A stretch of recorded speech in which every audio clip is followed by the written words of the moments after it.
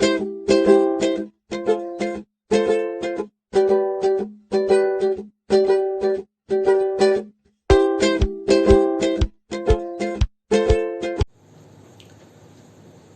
Friends, स्वागत है आप सभी का हमारे चैनल सक्सेस डिकोडर में।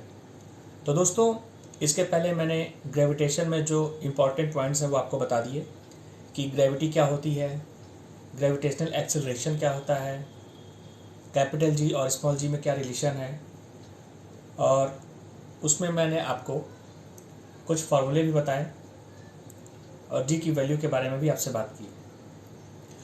अब हम आज ग्रेविटेशन पार्ट 2 पढ़ने जा रहे हैं, जो रेलवेज और प्रतियोगी परीक्षाओं में पूछा जाता है।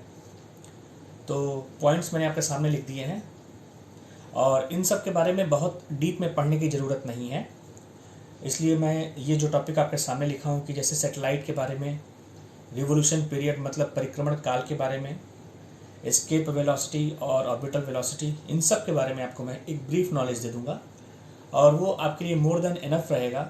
उससे रिलेटेड कोई भी क्वेश्चन आता है तो आप इजीली उसको हैंडल कर सकते हैं।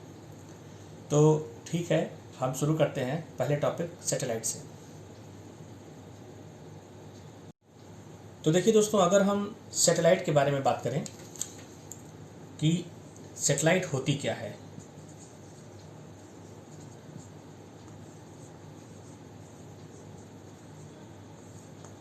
तो देखिए अगर हम इसका क्लासिफिकेशन करते हैं तो सबसे पहले इसका हम सब डिवीज़न कर लेते हैं कि ये दो टाइप की होती है। एक आपकी होती है प्राकृतिक, जिसको आप कहते हैं नेचुरल, और एक आपकी होती है कृत्रिम, जिसको आप कहते हैं आर्टिफिशियल।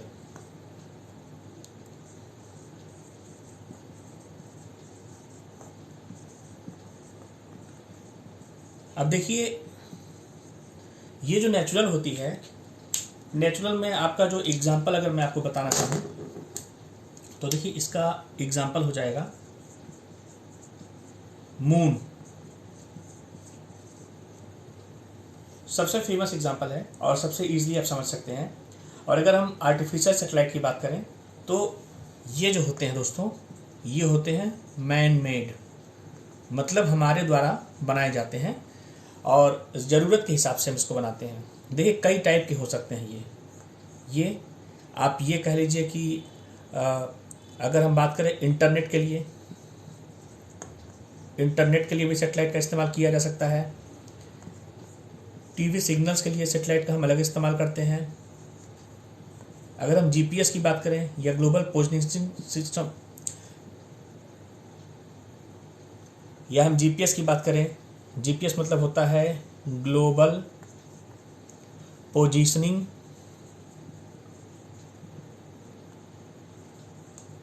सिस्टम, तो इस टाइप से हम अपनी अपनी ज़रूरतों के हिसाब से हम आर्टिफिशियल सैटेलाइट बना लेते हैं। तो देखो दोस्तों, ये जो है एक सब डिवीज़न मैंने आपको बताया। अब मैं आपको बताऊंगा कि मतलब एक्चुअली सैटेलाइट हम कहते किसे हैं। तो चलिए उसके बारे में बात कर लेते हैं।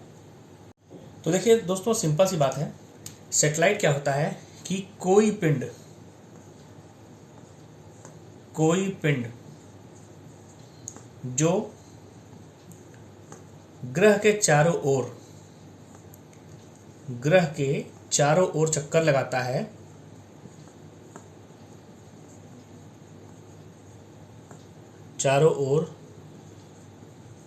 लगाता है, उसको हम सैटेलाइट कहते हैं।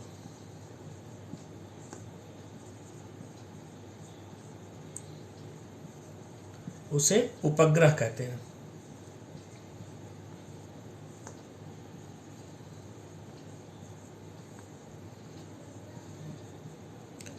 देखिए ये हमारी अर्थ हो गई, पृथ्वी।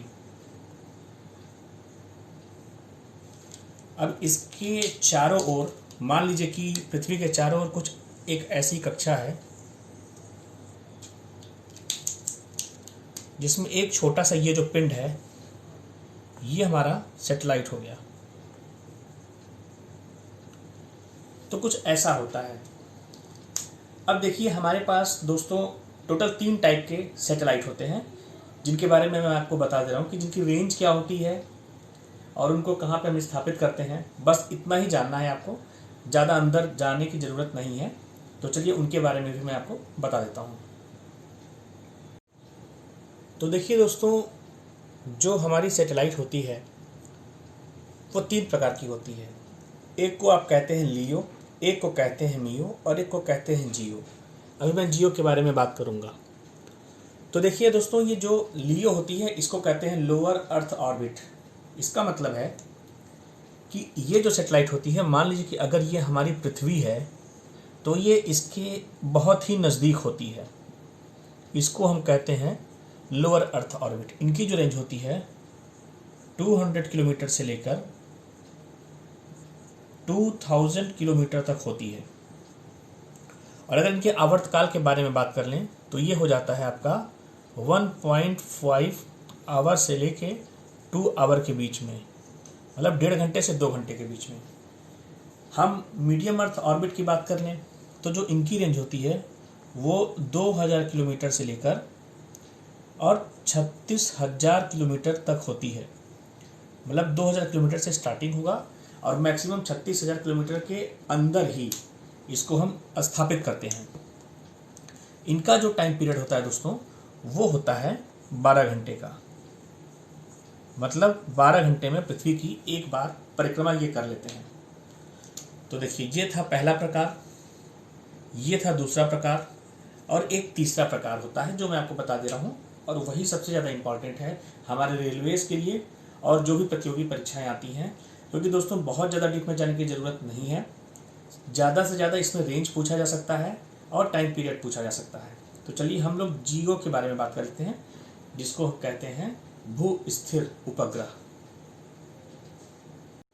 तो देखिए दोस्तों, ये जो हमारा तीसरा टाइप होता है वो होता है जियो, जिसका मतलब होता है जियो स्टेशनरी अर्थ ऑर्बिट, मतलब भू स्थिर उपग्रह। सबसे पहली बात, जो इनकी रेंज होती है, मतलब इनको जितनी दूरी पर स्थापित करते हैं वो होता है दोस्तों 36,000 किलोमीटर पर हम इसको किलोमीटर पर स्थापित करते हैं। देखिए, इससे प्रश्न पूछा जाता है तो इसके सारे पॉइंट्स को आप अच्छे से नोट करिएगा। दूसरी बात दोस्तों, अगर हम इसके टाइम पीरियड या आवर्तकाल के बारे में बात कर लें, वो होता है 24 आवर्स, 24 घंटा। मतलब ये है कि ये सैटेलाइट धरती का चक्कर 24 घंटे में एक बार लगाती है। तो इससे मतलब क्या होता है कि दोस्तों, मान लीजिए कि अगर ये हमारी पृथ्वी है तो ये जो सैटेलाइट होता है, ये जो हमारा इक्वेटर होता है, विषुवत रेखा, इसी के सीध में हम इसको स्थापित करते हैं। मान लीजिए कि ये हमारा एक सैटेलाइट हो गया जिसको हम कह रहे हैं जियो स्टेशनरी सैटेलाइट। अब इसका जो टाइम पीरियड है वो है 24 आवर्स। अर्थ का जो टाइम पीरियड है वो भी है 24 आवर्स। मतलब जो हमारी धरती है वो 24 घंटे में एक चक्कर लगाएगी, तो ये जो सैटेलाइट है ये भी 24 घंटे में एक चक्कर लगाएगा। तो अगर हम लोग इस धरती पर हैं तो धरती पर हम लोग भी धरती के साथ घूम रहे हैं इस तरीके से, तो हमको सदैव ये सैटेलाइट इस डायरेक्शन में ही दिखाई देगा। तो हमको ऐसा लगता है कि ये सैटेलाइट स्थिर है, अपनी जगह पर बना हुआ है। तो इस प्रकार के सैटेलाइट को हम कहते हैं भू स्थिर उपग्रह या जियो स्टेशनरी अर्थ ऑर्बिट। चलिए अब कुछ और बातें कर लेते हैं। सबसे बड़ी बात दोस्तों कि हम ये जो हमारा भू स्थिर उपग्रह होता है, इनका प्रयोग क्या होता है, मतलब इस सैटेलाइट के द्वारा हम क्या क्या कर सकते हैं। तो देखिए, एक तो आप टीवी से रिलेटेड जो कार्यक्रम आप देखते हैं, ठीक है, टीवी सिग्नल्स के लिए इस्तेमाल किया जाता है। दूसरे नंबर पे दोस्तों कि हमारा जो संचार, ठीक है, संचार माध्यम जैसे कि हमारा इंटरनेट हो गया, ठीक है, संचार माध्यम के लिए भी हम इसका इस्तेमाल करते हैं। और मौसम संबंधी जानकारी के आंकड़े इकट्ठा करने में, मौसम संबंधी जानकारी के लिए इसका प्रयोग किया जाता है। तो देखिए दोस्तों, ये चीज़ पूछता है सबसे पहले अगर पूछेगा मौसम संबंधी जानकारी के लिए प्रयोग होता है, यूज होता है।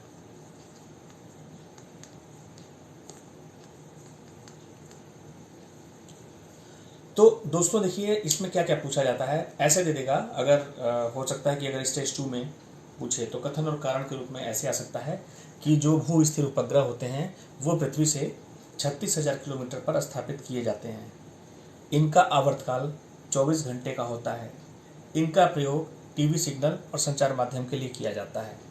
तो अब ऐसे पूछिएगा आपसे दोस्तों कि कथन 1 सही है, केवल कथन 1 या 2 सही है, कि केवल कथन 1 या 3 सही है, और फाइनल जो ऑप्शन, चौथा ऑप्शन दिया होगा उसमें यह बताएगा कि सारे कथन सही है। तो आपको सारे कथन सही है ये वाला आपको टिक करना है। तो इसको ध्यान से समझ लीजिएगा, ये कोई बहुत बड़ी चीज़ नहीं है और अक्सर ये परीक्षाओं में पूछा जा रहा है, इसलिए आप इसको बहुत अच्छे से रट लीजिए, समझ लीजिए और इसको याद कर लीजिए। तो चलिए अब हम नेक्स्ट टॉपिक की बात करते हैं। तो देखिए दोस्तों, जो हमारा अगला टॉपिक है वो है कि आवर्तकाल क्या होता है। तो देखिए आवर्तकाल क्या होता है, जो हमारा सैटेलाइट होता है या जो उपग्रह होता है, उपग्रह अपनी कक्षा में एक चक्कर लगाने में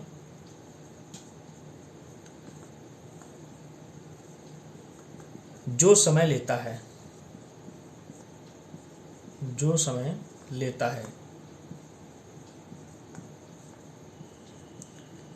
उसे हम आवर्तकाल कहते हैं।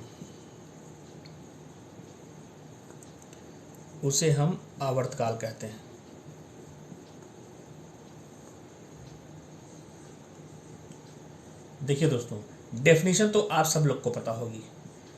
डेफिनेशन बताना कोई बड़ी बात नहीं है। मैं आपको बताने क्या चाह रहा हूँ कि सपोज करिए ये हमारी अर्थ है, ठीक है, और हो क्या रहा है कि जो हमारा सैटेलाइट है वो हमारी अर्थ के चारों तरफ इस तरीके से घूम रहा है। तो हम लोगों ने बताया कि एक चक्कर लगाने में पृथ्वी का उपग्रह जितना टाइम लेता है उसे हम आवर्तकाल कहते हैं। तो देखिए हम ये मानते हैं दोस्तों कि जो ये टोटल टाइम ले रहा है, हम मानते हैं कि ये वृत्तीय कक्षा में घूम रहा है। वृत्तीय कक्षा में उपग्रह घूम रहा है।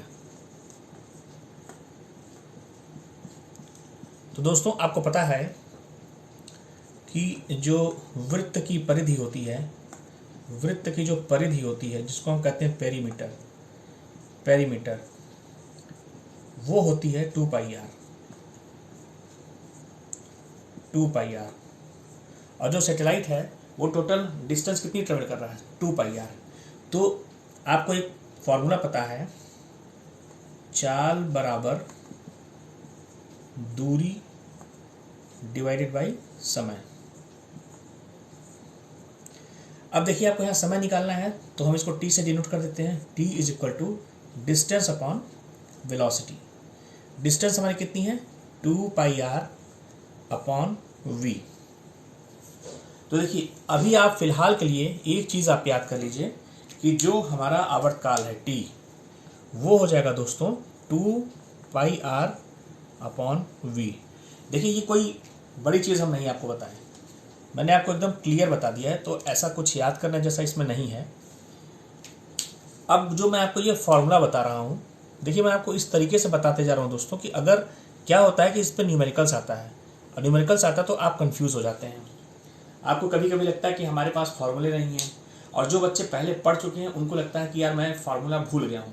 तो मैं आपको ऐसा बता दूंगा कि आपको फार्मूला भूलेगा नहीं। तो सबसे पहली बात कि आप इसको याद कर लीजिए कि हमारा जो आवर्तकाल होता है वो होता है t is equal to 2πr upon v। अब वो जो v है उसके बारे में हम बात करेंगे कि वो हमने बताया भी आपको ऑर्बिटल वेलोसिटी और एस्केप वेलोसिटी। अब यहाँ से हम आपको कोरिलेशन निकालेंगे और बहुत ही मतलब अच्छे और सिंपल तरीके से आपको बताएंगे, ताकि आपके दिमाग में एकदम से घर कर जाएगा, आपको चीज़ें एकदम याद हो जाएंगी, एकदम सिंप्लीफाइड मैनर में आपको सब समझ में आ जाएगा। तो चलिए अब हम बात करते हैं ऑर्बिटल वेलोसिटी क्या होती है। तो देखिए दोस्तों, ऑर्बिटल वेलोसिटी क्या होती है। देखिए, जो धरती के लिए हम ऑर्बिटल वेलोसिटी निकालते हैं, वो हमारी ऑर्बिटल वेलोसिटी लगभग होती है 8 किलोमीटर पर सेकेंड। इसका क्या मतलब है? इसका ये मतलब है, सबसे पहले ऑर्बिटल वेलोसिटी को आप समझिए कि ऐसी गति या वेग जिसको प्राप्त करने के पश्चात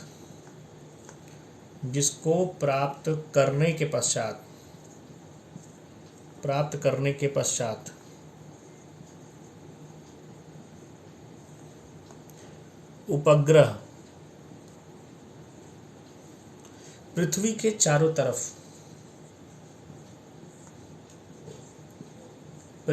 चारों तरफ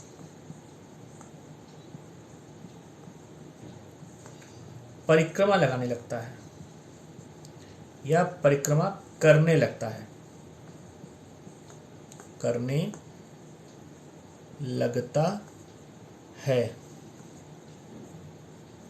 देखिए दोस्तों, मेरे कहने का मतलब यह है कि ये हमारी हो गई अर्थ।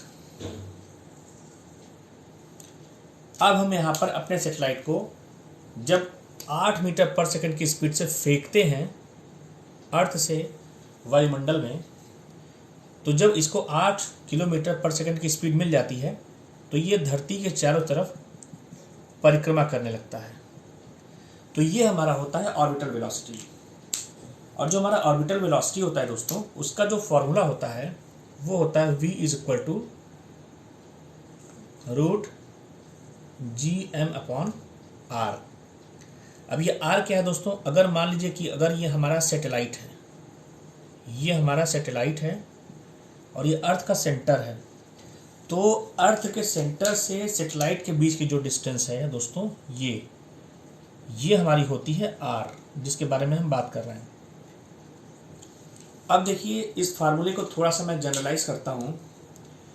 तो देखिए, जो हमारी ऑर्बिटल वेलोसिटी के बारे में बात हो रही थी, तो अगर सैटेलाइट पृथ्वी के बहुत नज़दीक है तो उस केस में क्या होता है, तो जो हमारी स्मॉल r होगी वो अप्रॉक्स कैपिटल R के बराबर हो जाएगी। तो जो हमारा ऑर्बिटल वेलोसिटी का जो फार्मूला आएगा दोस्तों, वो आ जाएगा gm/R रूट में। मैंने आपको प्रीवियस लेक्चर में बताया था कि जो स्मॉल g है उसकी वैल्यू होती है gm/r²। अब यहीं से हम डिराइव करते हैं, यहाँ हो जाएगा हमारा gr = gm/R। अब यहाँ पर जो हमारी वैल्यू आई है, ये वैल्यू जो हमारी आई है दोस्तों, इसको हम यहाँ पर पुट कर देते हैं।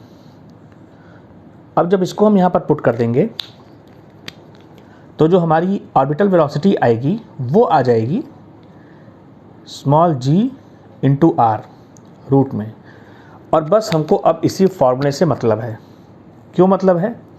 देखिए, हमारे रेलवेज़ में और जितने एग्ज़ाम्स होते हैं उसमें बस हम इसी क्वेश्चन से, मतलब इसी फॉर्मूले से हम आंसर देते हैं, क्योंकि हमें बहुत डीप में जाने की ज़रूरत नहीं है।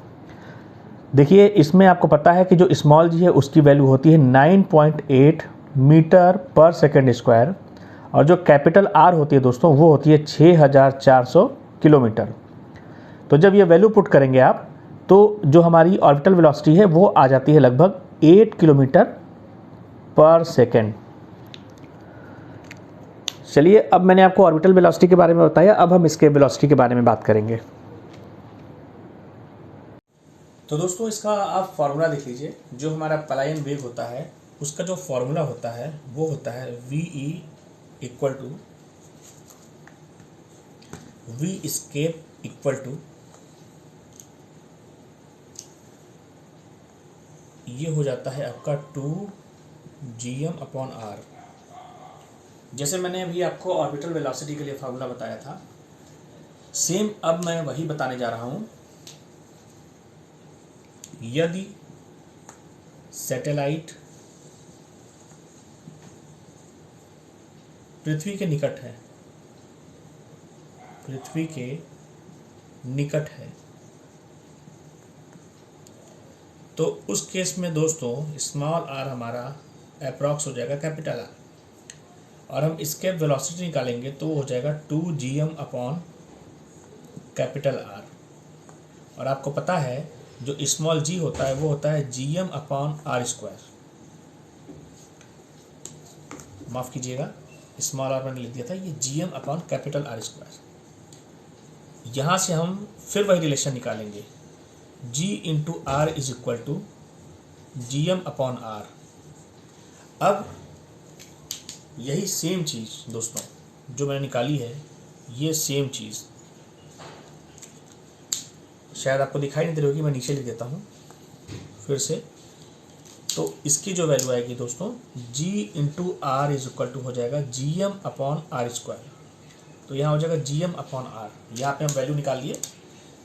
ये हमारी जो वैल्यू है दोस्तों इसको हम यहाँ पर पुट कर देते हैं।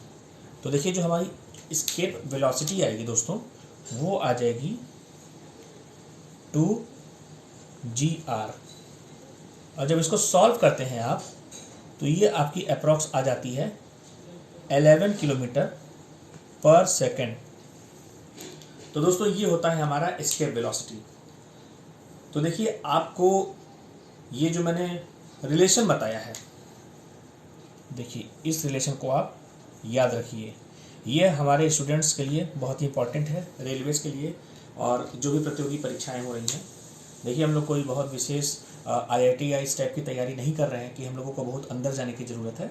तो हमको बस इतने सही मतलब है, हम इतने को ही देखेंगे, बस इतना ही समझना है, इस रिलेशन को समझना है और फिर हमको रिज़ल्ट निकाल लेना है कि हमारा रिज़ल्ट क्या है। तो दोस्तों ये रहा हमारा आज का आखिरी पॉइंट जो आपको बताना है।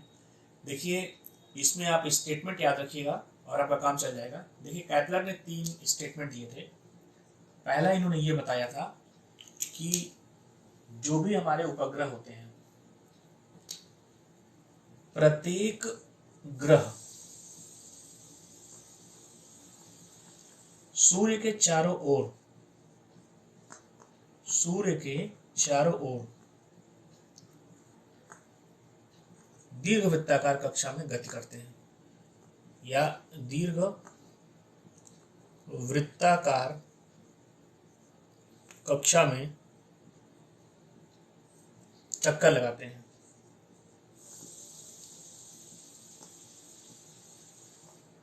कक्षा में चक्कर लगाते हैं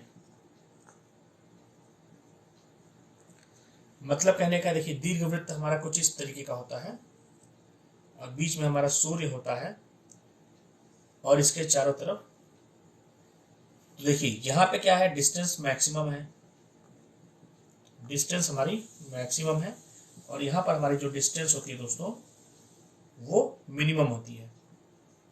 तो पहले ये बात कही गई। दूसरी बात कैपलर ने क्या बताई, दूसरी बात कैपलर ने ये बताई कि इनका क्षेत्रीय वेग नियत होता है, इनका क्षेत्रीय वेग नियत होता है, नियत होता है। इसका मतलब क्या हुआ, मतलब ये हुआ जैसे देखिए यहां पर जो उपग्रह आएगा, यहां पर जो ग्रह आएगा उसकी जो वेलोसिटी होगी दोस्तों, उसकी जो वेलोसिटी होगी वो कम लगेगी, ठीक है, वो कम लगेगी। और यहां पे वही ग्रह जब आएगा तो यहां पर जो है वेलोसिटी अधिक लगेगी, यहां पे वेलोसिटी अधिक लगेगी। तो ऐसा प्रतीत होता है, क्षेत्रीय वेग का मतलब होता है कि अपने समान वेलोसिटी से वो मूव कर रहा है, लेकिन अगर डिस्टेंस से उसको ऑब्जर्व किया जाता है तो ऐसा लगता है कि वो ग्रह धीरे मूव कर रहा है। और जब उसको हम नजदीक से देखते हैं, मतलब कि अगर हम यहाँ पर बात कर लें पॉइंट ए और पॉइंट बी की, ये हमारा है पॉइंट ए और ये हमारा है पॉइंट बी, तो अगर ए पर जाएगा तो हमें लगेगा कि भाई इसकी वेलोसिटी कम है, और जब 20 पॉइंट से मूव करेगा तो हमको लगेगा कि काफी तेजी से जा रहा है। और एक तीसरा स्टेटमेंट इन्होंने दिया था कैपलर ने, तो इसमें इन्होंने बताया था कि परिक्रमण काल का वर्ग मतलब t², ये प्रोपोर्शनल होता है रेडियस के क्यूब की।